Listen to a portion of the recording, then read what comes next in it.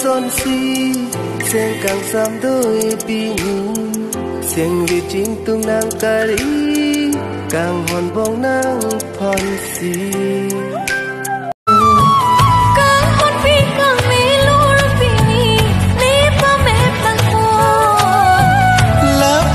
nang kari putih ne kang thui lobo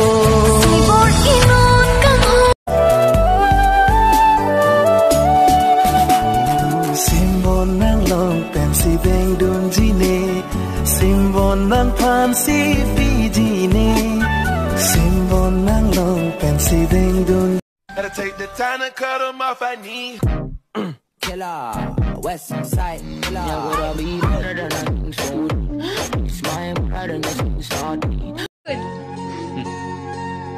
married हो?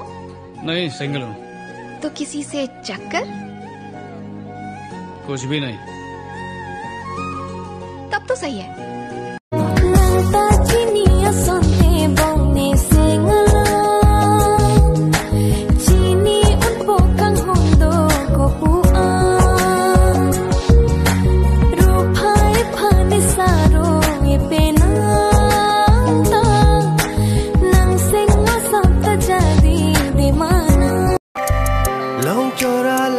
son si sen càng sam đôi pini sen vi chính tung nang kari càng hòn bông nang phòn si